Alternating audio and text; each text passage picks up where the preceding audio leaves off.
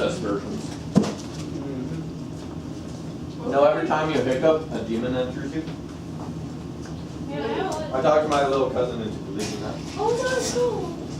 I can't sleep now. You cruel individual. Yeah, I was hiccuping If you at ever did that to my son would be up 15 times a night. Oh, he's fine. But as I was saying that, I had a ton of hiccups at the same time. He was like, Okay, so let's just quickly review. It's been a little bit. What does it mean when I say that a chemical reaction is at equilibrium? Raise your hand. What factor will be the rate of the forward reaction and the rate of the reverse reaction? Did everybody hear Morgan? Okay? That is the only thing that tells us it's at equilibrium. Okay? If we know that the forward reaction and the reverse reaction rates are equal, then we can use some information to find some other things. So there's a variety, there are 3 possibilities that could be true about the concentrations at equilibrium. Give me one of the 3. Raise your hand, somebody. Okay. it'll be equal. Could be equal. So the concentrations of products and reactants could be equal. Is that likely? No. No. Okay? What other possibilities are there? Product could be more. Product could be more. What do we call that? Product favor. Right Product favored or forward favored. That make sense? Okay? And the last possibility is Reactant favor. reactant favored or reverse favored. Those are 3 possibilities when talking about concentration at equilibrium. But in all 3 of those possibilities, what is true? Whether you're forward favored, reverse favored, or either favored. What's true about all of them? It's at equilibrium, and you would say what? The rates are the same. The rates are the same. So when I say forward favored, it doesn't mean at equilibrium the forward is faster. No, it just meant that before equilibrium, the forward was faster, so that when you reached equilibrium, you had more what? Of products. Does that make sense? Okay, so forward favored, reverse favored does not mean that when we're at equilibrium, the forward is faster. No, no. When you're at equilibrium, the rates are always what? The same. Okay? Then we figured out equilibrium expressions and equilibrium constants. Do you remember that day? Okay? How do you determine the equilibrium expression? What's the format for it? I don't know. AEQ equals Concentration Products. Oh, yeah. products over the concentration of reactants, and then if there, you might see an exponent or 2. Where do they come from? The The coefficients, okay? Now, what did we say about all equilibrium constants at a specific temperature? They're the same. They are always the same. It's called a constant for a reason. It is what? Constant. At a certain temperature. If we change the temperature, the equilibrium constant can change. That's the only stress that can change the equilibrium constant. Can the concentrations change? Could these concentrations of products over reactants change? Yes, Yeah, sir. the temperature stays. But the equilibrium constant will always stay the same at a certain temperature. So these can go up and go down, but they will do so at the same ratio or maintaining the same ratio. Okay? And then we did a lot, I think the main mistake we made on the homework, I don't know if you guys remember, is that if this is the same at the same temperature, then if I solve for it in one situation, I could use that K to solve for a different situation, right? And we struggled with that a little bit on the homework. We weren't able to connect the dots on that, but we hopefully learned once we went over the homework. You guys remember that? I didn't go over it. Okay. You don't remember that? You don't remember when it gave us, like, A, it said write the equilibrium expression. And then B, it said here's some information, solve for the constant. And then at C said at the same conditions, we have new concentrations. What is this unknown concentration? Where you had to take the equilibrium from answer B, plug it in as the constant for C. You remember that? Just gonna do some more.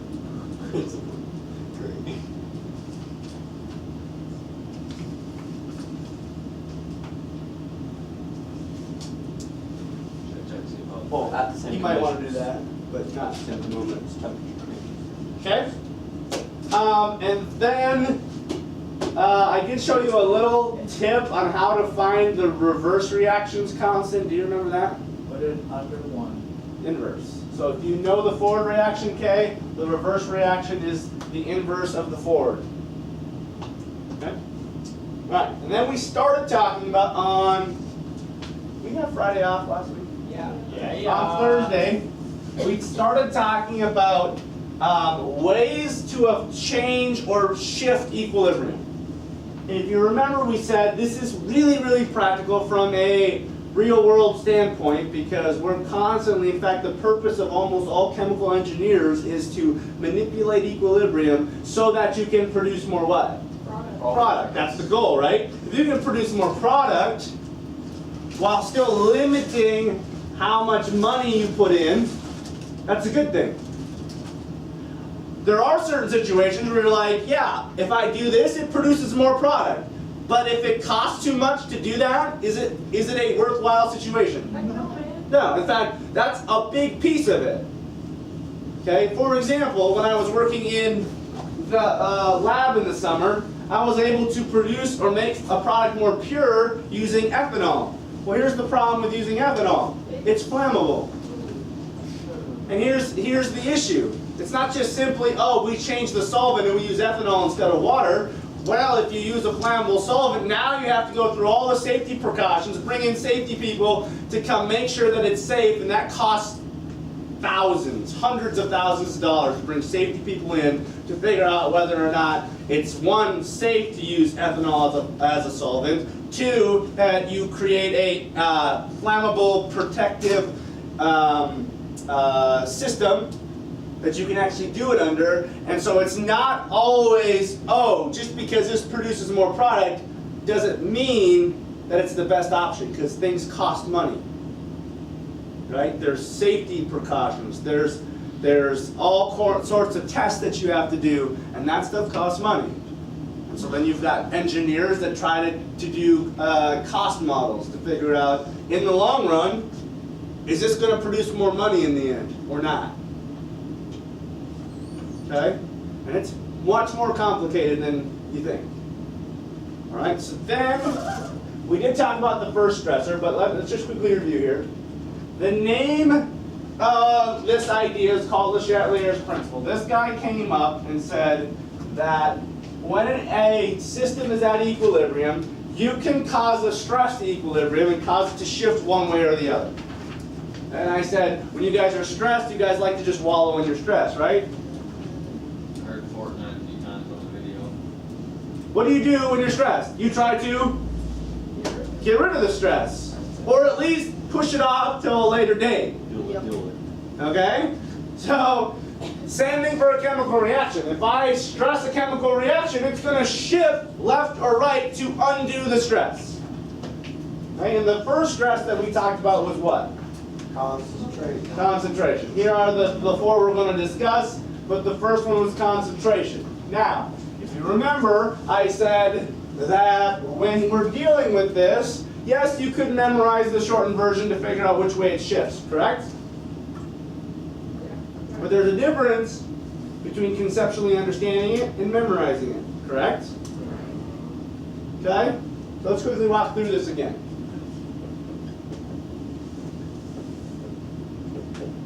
This is a reversible reaction. What does that mean? You can go either way. It could go either way. These guys could collide with each other to produce product. These products could collide with each other to go back to form what? Reactants. Okay? So let's say the system reaches equilibrium. What does that mean? The rate of the forward and the reverse are the same. Okay? Then we start talking about what if we add a reactant or both reactants? Doesn't matter. Which way will it shift? Away. Okay, I said, yes, there's a quick way to say it. Add means what? Shift away. Remove means shift towards. But that is only going to tell you the what's going to happen. Is it going to tell you how or why?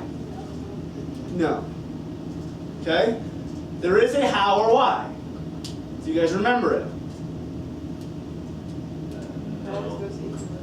Okay, yes.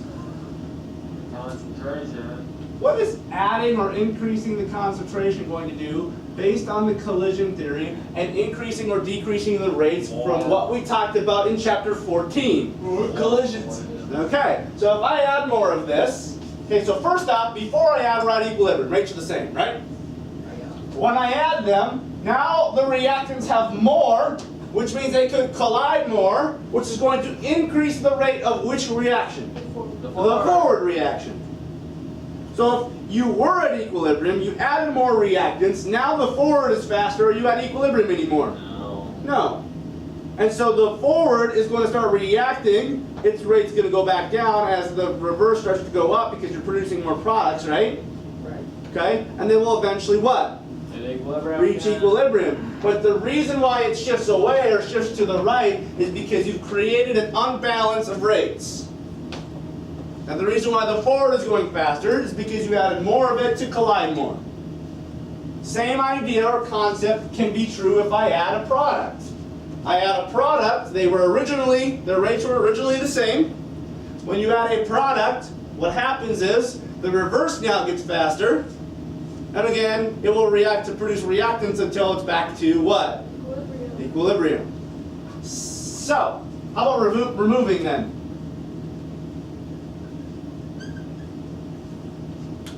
Less collisions. Okay, less collisions, does that make the forward faster or slower? Slower. So, in this case, it's kind of the opposite, right? Instead of making things faster, it just makes one slower, which by default makes the other one what? Faster.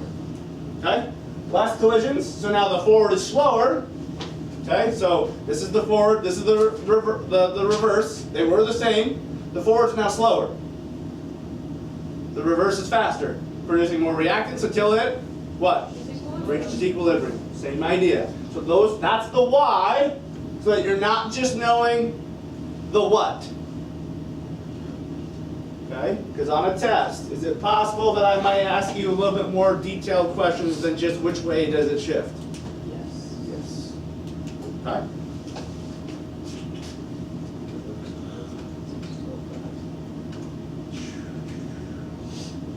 Okay, so this makes sense here, just quickly. I didn't really talk too much about it, but this does not change the equilibrium constant. It just causes the concentrations to change, but in the same ratio, so you still get the same constant.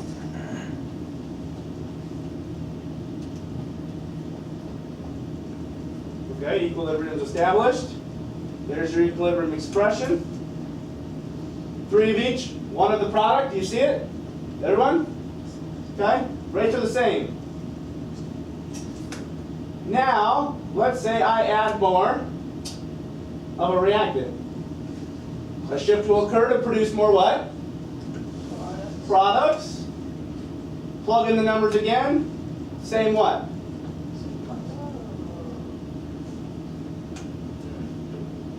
You see it?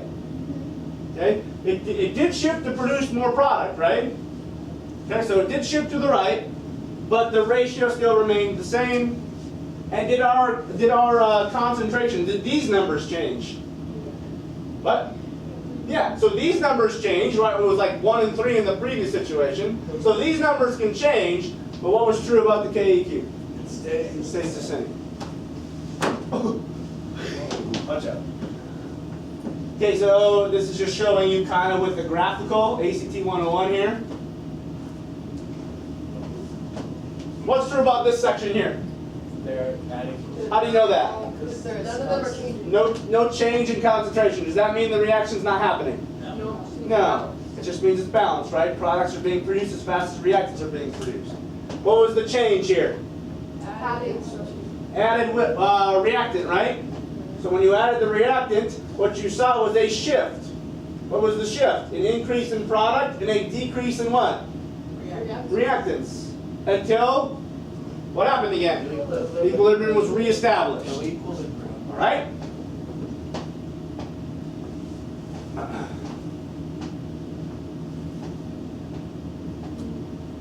unequal, what will happen? Hold on a second, let me read my options here.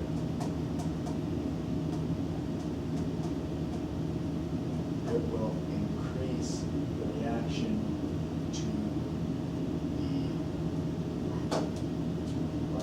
the. Shh. What did I add? Good luck, Marty. You added C's. Oh, so yeah, we'll shift to that. Yeah. I added C, shift away. Marty. Ah, poo. Poo. Sorry, guys. It's 2. Alright, pressure effect. Oh, what is the answer?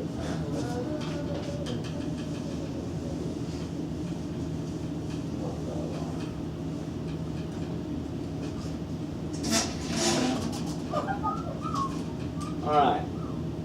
So, it says count the coefficients of all the gaseous substances on either side. If the pressure increases, the reaction will shift to the side of the fewer molecules. This is a complicated one. Okay, so let me show you what I mean. First and foremost, let me write the equation. You might want to write this in if it isn't in there already.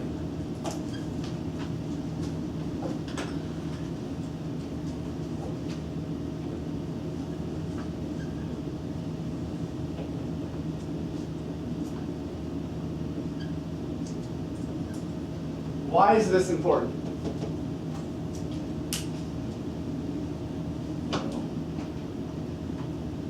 Because there's something that's less pressure on But why is all gases it. important? So it can be compressed. Yeah, because gases can be compressed. Does that make sense? Okay, if we change the pressure of all solids or all liquids, is it probably going to affect anything? Not really. No, you're not going to see a shift if you, first off, are solids and liquids are they even in an equilibrium expression? No. And the reason why they weren't in an equilibrium expression was because you could not change the what? Compressed. Concentration. Because you could not compress them. Okay? So the pressure one is only for if it's all gases. Okay? Now, pressure and volume are very closely related. Boyle. Thank you. Boyle's law says that if the pressure goes up, the volume what? Always does what? Goes down. Okay? So how many total gas molecules do I have here? Lots. On the left side, 5. ratio-wise. How much? 6. What? 4, 2. 3. 3. 3 moles. Oh God. But I It's can never say, been so hard to count to 3. Okay. how many here? 2. Okay. It says if pressure is increased.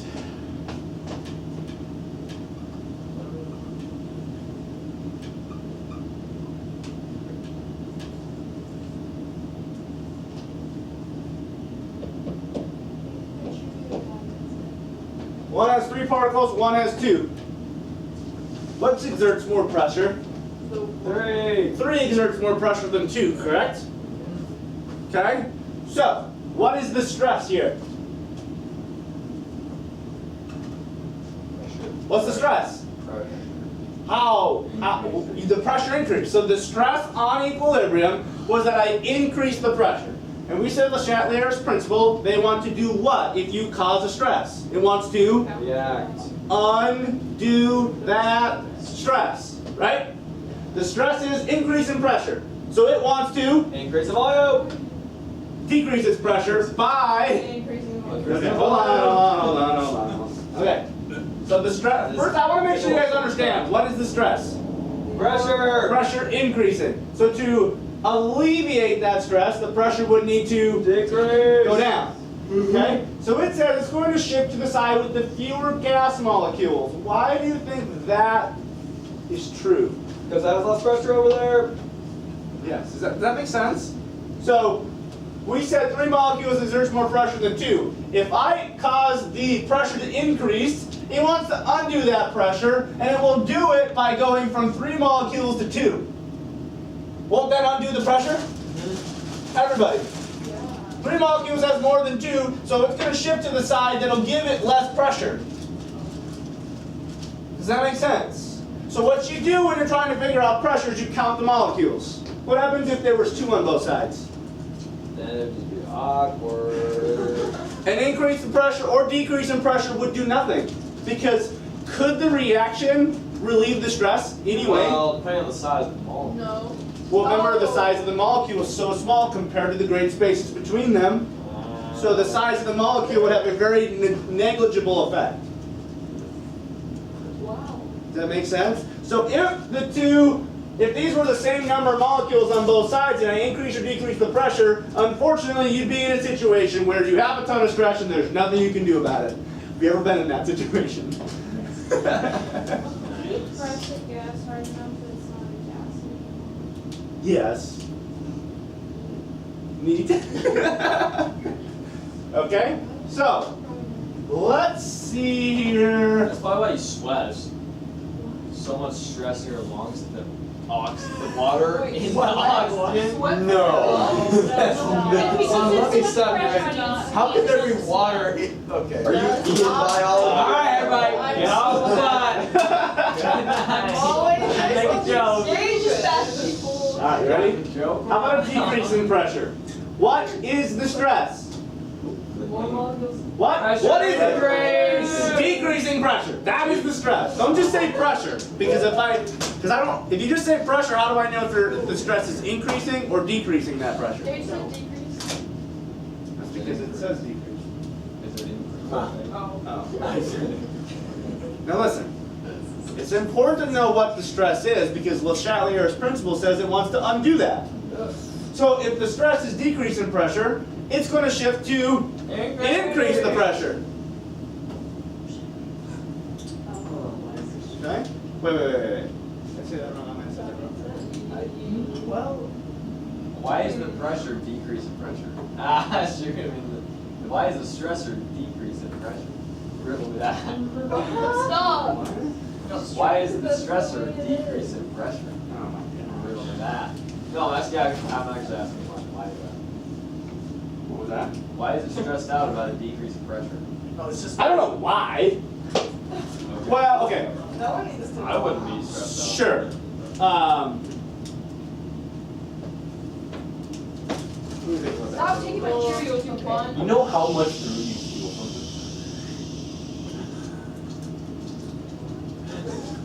That was unbelievable. I don't know the answer to that off the top of my head. Why the reaction cares at all. I got it. I do not know. I maybe should, but I don't off the top of my head. Okay? So, if I have a decrease in pressure, it wants to increase the pressure to change or to cause that reaction to undo its stress. Okay? So if I decrease the pressure, it's going to shift to the side that will increase the pressure. But which way will it shift that will give us more pressure? What was that? Which is what in this situation? Okay? So it decreases the pressure. It wants to shift to get that pressure to stop decreasing by shifting left. Because we said 3 molecules has more or exerts more pressure than 2 molecules does. So when looking at pressure, first figure out the number of molecules of reactants or products you have. Okay? Let's see, let me make sure there isn't another problem here that you guys can do. Oh, let's do this one, before I even say anything. Okay, all these are gas molecules. This side has 3, this side has 4.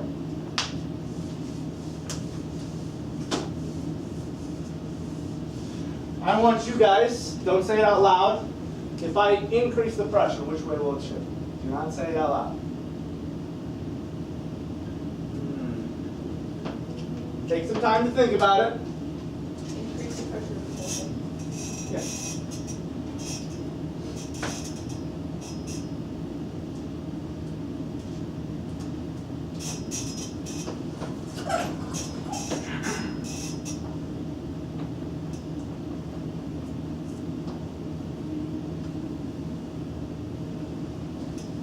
I know the answer to that question now, Gage. A change in pressure changes the concentration, thus changing the rates. Thus, not in equilibrium. Thus. Have you ever seen those little slime tubes? It's like you squeeze them, the slime comes out, but then it goes back to when you start squeezing. Like shifts away from equilibrium and then back? Okay, have we answered? Yep. What's the stressor? Pressure, increasing. Increasing pressure. So it wants to undo that by Shifting to the left. decreasing its own pressure. So which way will it shift? Left. Okay? Because left has less molecules than the products do. So an increase in pressure wants to, I need to stop causing this increase or allowing this to increase its pressure. So in order to get back, it's going to try to decrease its own pressure to offset the increase that we created or the stress that was applied. Now I don't know what this example actually gives. Let's see. Shift left for an increase in pressure. That's what you guys said, correct? Okay. So increase the pressure and cause the shift.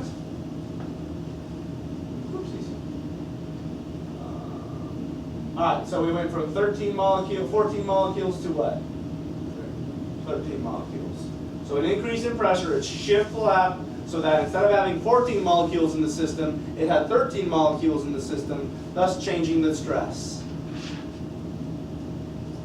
Now, So basically what you're telling me is, if they're at the same amount, then increasing the pressure wouldn't change the equilibrium, so that it just... same number of gas molecules on either side? Yeah, Yes. it wouldn't change the equilibrium. Because there'd be no way for it to shift to undo that stress. Because if you have 2 and 2, if you shift right, you're still taking 2 and turning it into 2. Right? Versus if it shift left, you'd still be taking 2 molecules and turning it into 2 molecules. You're not changing the pressure or volume. Does it increase both the rates?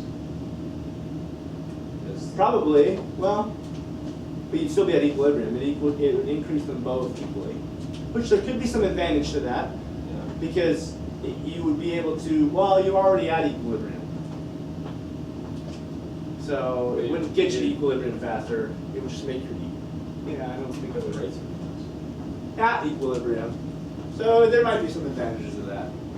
Saying that once you're at equilibrium, it will react faster if you increase the pressure at equilibrium. Although, even if you did, would it change the amount? I mean, once you're at equilibrium, are you going to see any change? well, the molecules are moving faster, so... Yes, but the rates are the same. So are you going to get any net outcome? If you're at equilibrium, you make the forward and reverse faster, they're just going to go back and forth faster. They're not going to see, you're not going to see a change. So can you go this way, take them out? Yeah. But that's two different So in that things. graph, then why did you have they go, some of it go up and they go back after they were already You're talking about when we were talking about concentration? yeah, or you have the graph and there was 2 red lines that were higher than This one? that. Why would it go up and then back down? Well, this is what I added. So somebody added something to the system. Okay, that was the stress. So why would you add it if you're already at equilibrium? Well, you don't always want to be at equilibrium. Right? You want to produce as much product as possible. And once you get to equilibrium, are you going to get any more product? No, right? Because products are being reacted back to reactants as fast, right? So remember what we said when we're at equilibrium, nothing's changing. So I'm not getting more product at equilibrium. Nothing's changing. So if we can shift equilibrium to the right, then we will get more products. Okay? For example, if I'm giving you money as fast as you're giving me money, are you getting any money? Right? No. But if I can cause a stress that will allow me to give you money faster than you're giving me money, you're getting more product then, right? Does that make sense? Let's do that. You need some more what? Hey, I caught very easy this weekend. Are you for real? I didn't care. And a pair of Kobe ones. Alright. Ah! So going with the flow. Dang it!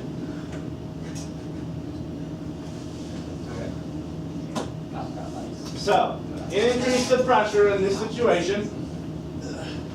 Okay? An increase in pressure, additional pressure, causes it to want to shift to decrease its pressure. Which way would decrease its pressure? To the right. Right? 4 molecules turning into 2 would lower the pressure. Counteract the stress.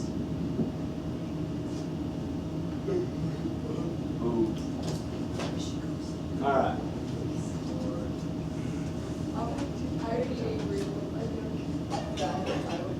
Wait, so the temperature, you had to increase only on one side? This one's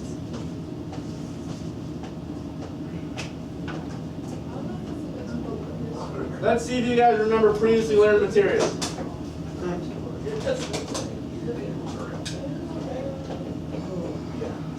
What does that tell you? You're adding temperature. Increases the collisions. Rate, more product. More forceful. What kind of reaction is it if you if heat is a reactant? Oh shoot, I remember. What kind of reaction is it if heat is a reactant? Endothermic. Yeah. Because heat is Taken. coming in, right? If heat is a product, That's gaining energy. it is exo. Heat is being released as a product. Okay? So quickly, What's like real world example of heat being a product? it's Like just saying this is how we identify as exo. Like when cooking something? It's not a reaction. It's not a reaction. Well, it depends. Like cooking good cake. But that's different. Like Yeah, that. It's a reaction to the That's like if you have yeast in there or something, yeah, that's a reaction. But I don't really know the chemistry of cooking very well. Really close to it. All right, so I should keep Not good. I would do that.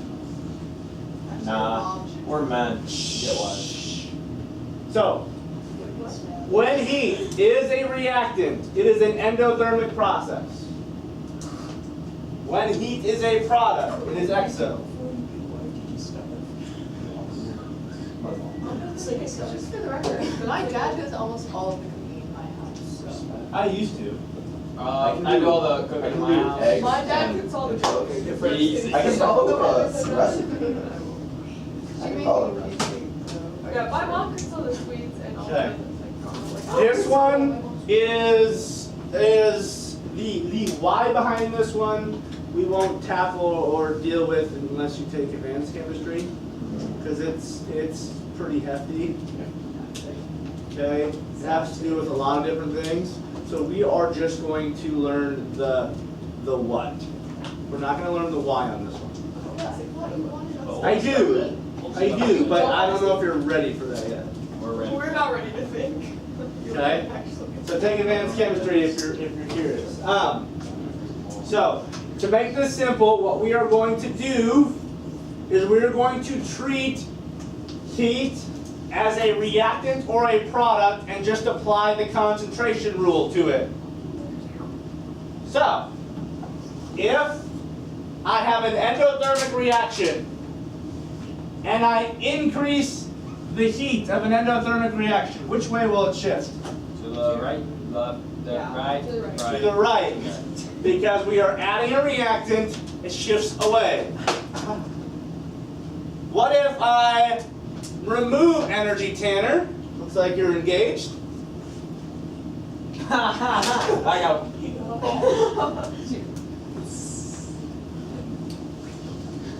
Not gonna help that grade much, is it?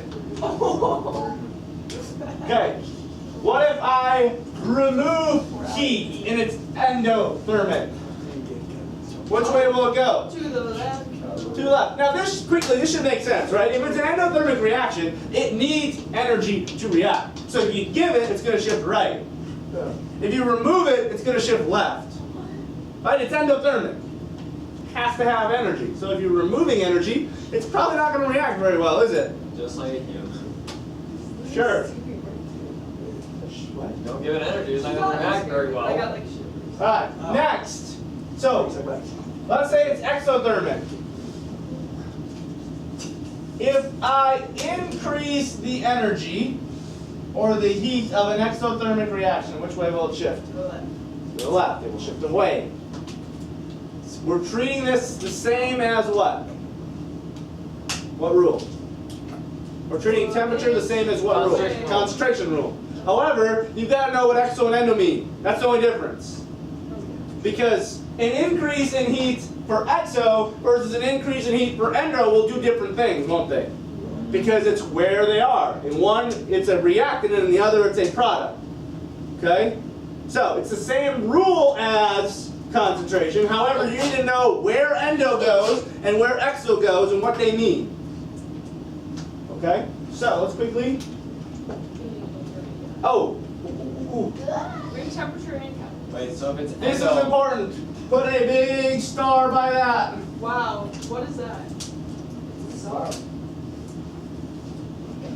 This is the only stressor that changes the constant. constant. It's weird that when it's endo, like the heat's not on the endo. Hold on. Let's finish. Let's finish. I'm going to take 1 or 2 minutes here. Okay? Here's our certain equilibrium where rates are the same. Okay, first off, the fact that the flame is on the right, what does that tell you? It's exothermic. Okay? So there's our equilibrium constant right now. Okay? Now I'm going to heat it up. So, quickly, if I heat it up and it's exothermic reaction, which way will it shift? Left. Whoa, that fire just Oh. Okay. advanced. Now, I never added reactants or products, but it's shifted. So do you see how I didn't add anything? And so therefore, when it's shifted, it's actually going to change its what? Concentration. Constant. You see how the constant is different? I think that's yes. So the only time the constant can change is under what situation? Heat temperature changes. Why is there 0? What? It's just the thing is over the top of it. Okay, quickly, last thing. Oh. This is just an example of catalyst. Alright, the catalyst is actually the most simple of all of them. Catalysts don't change the concentrations or the KEQ value. What do catalysts do? Change the rate. But they make the rate of the forward and the reverse.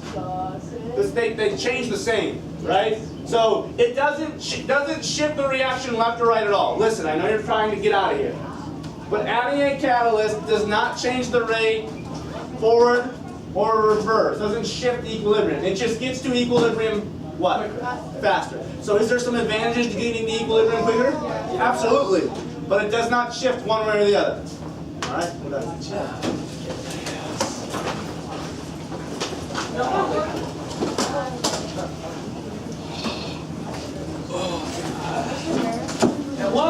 I know this is running faster. No.